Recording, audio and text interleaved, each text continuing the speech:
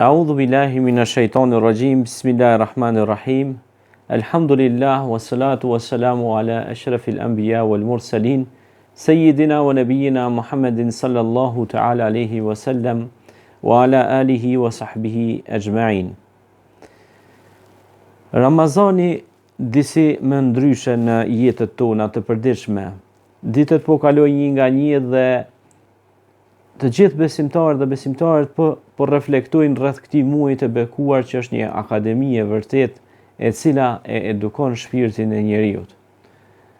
Sigurisht se Allahu subhanahu wa ta'ala na tregoi se qëllimi i kësaj shtylle, prej shtyllave të Islamit është pra etkakum, devotshmëria, devocioni ose përkushtimi në punët tona me shumë sinqeritet dhe me shumë bindje dhe dashuri.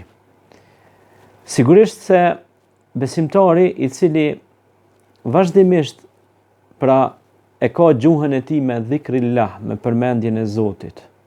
Kur dihet se la bi dhikrillahi tatma'innul qulub, pra me përmendjen e Zotit qetësohet, pra akomodohet zemra e njeriut, që është një ndër aparatet kryesor në trupin e njeriut, pra siç ka thonë dhe pejgamberi alayhi salatu wassalam, ka thënë nëse një pjesë e trupit është e semur, është i gjithë trupi i semur, e pjesë e trupit është zemra.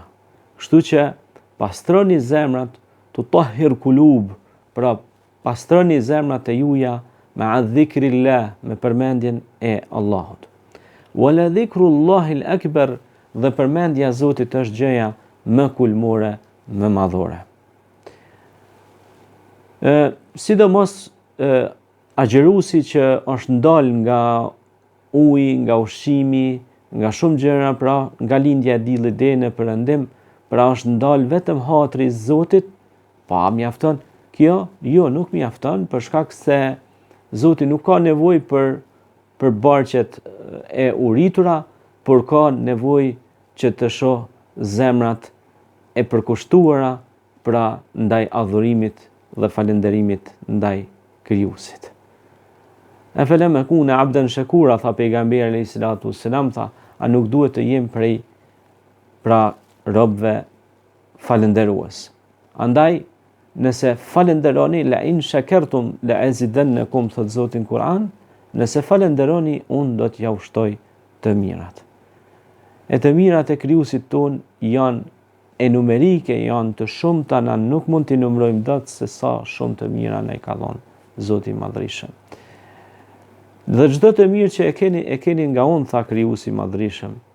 Prandaj njeriu e mira e tij i shfaqet edhe në fytyrën e tij.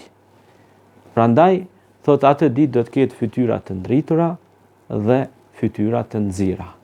Pra atë ditë do të ketë fytyra që bëjnë dritë nga veprat e mira, pra do të ndriçojnë, po pastaj do të ndriçojnë edhe pjesët ku ne kemi marrë avdes, për shkak se jemi la jo vetëm në rendimentin fizik, por jemi la edhe në rendimentin metafizik. Qad aflaha man zakkaha wa qad khaba man dassaha, pra ka shpëtu ai i cili e pastroi vetveten dhe u larguar nga gjërat e kota. Prandaj njeriu duhet të punojë shumë në këtë Ramadan mubarek, që të marrë aur pozitive dhe të jetë pra pozitiv me vetveten, por dhe me të tjerët. Dhe të dhurojë atyre mirësi, buzëqeshje, siç është buzëqeshja që është pra sadaka, dhe ky Ramazan na buzëqeshi dhe ne, që ne të hyjmë në të dhe mos t'i rëndojmë njerëzit me fjalë, por t'i bekojmë me fjalët tona uruse dhe përgëzuese. Wa bashiril ladhina amanu, thot Zoti në Kur'an, përgëzoj ata që besojnë.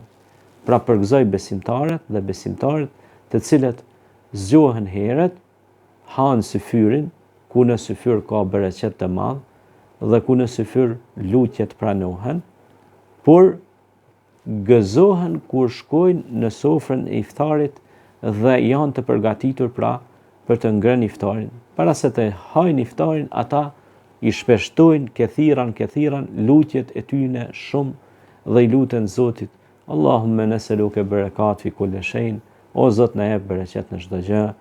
Allahumme inni as'aluke ilman nafian, o Zot na jep dituri të dobishme, wa rizqan tayyiban, dhe furnizim të begatshëm, wa amalan mutakabbilan, dhe vepra të pranuara tek ti, ose bëjnë ndonjë dua, pra që është duaja e iftarit, ose luten me lutje të ndryshme për prindrit e tyre, për shëndetin e tyre dhe për të bërë vepra humane në shërbim të njerëzimit.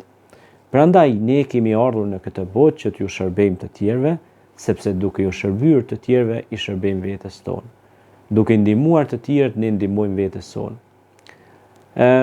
Edhe sadakaja, bamirësia në Ramazan është mirësi pe mirësive dhe bekimeve të mëdha. Çfarë ke mbjellur në tokë, do ta hash frytin e saj pas disa ditësh. Prandaj mbjelle fjalën e mirë, mbjelle veprën e mirë. Prandaj dhe Zoti thot në Kur'an, fjala e mirë e ngrit veprën e mirë.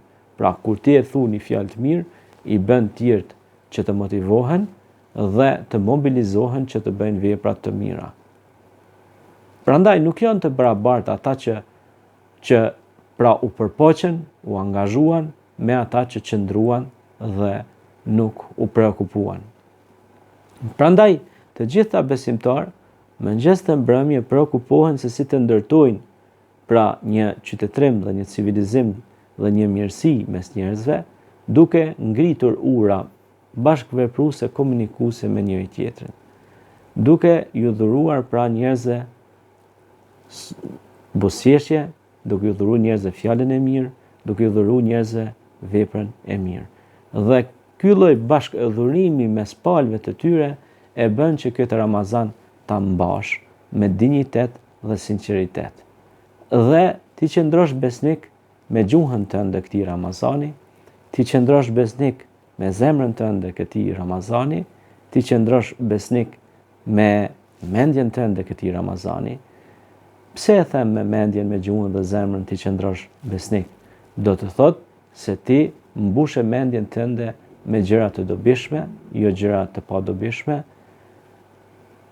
Përdore gjuhën tënde duke përmendur fjalët të bukura, fjalë të mira, uruse, lutje, falenderuse e kështu me radhë, dhe zemrën tënde pra qetësoje me Kur'an, me lutje, me dua, me fjalë të mira, dhe kështu që ti kompletohesh i tëri dhe i bëri pra në këtë fushë kaq të bukur magnetike që është fushë e mirësisë dhe afrimit në drejtim të Allahut. Si thot Zoti në Kur'an, fefirru ila Allah. Shkoni pra në drejtim të Zotit, pra shkoni ka Allahu subhanahu wa taala dhe përqafojeni të mirën, përqafoni mirësitë, e mirësitë e Zotit janë pra të shumta. Prandaj kur ne sot po shfletojmë disa flete dhe po mundohemi me bë hatme të Kuranit, pra lexim komplet të Kuranit, llogaritni se sa sevapet na i marrim për çdo shkronjë të Kuranit. Llogaritni se sa sevape i marrim ne kur këndojmë Kuranin. Llogaritni ne sa me lajqe vinë na rrethojnë në mesin ton kur ne fillojmë me këndu Kuranin.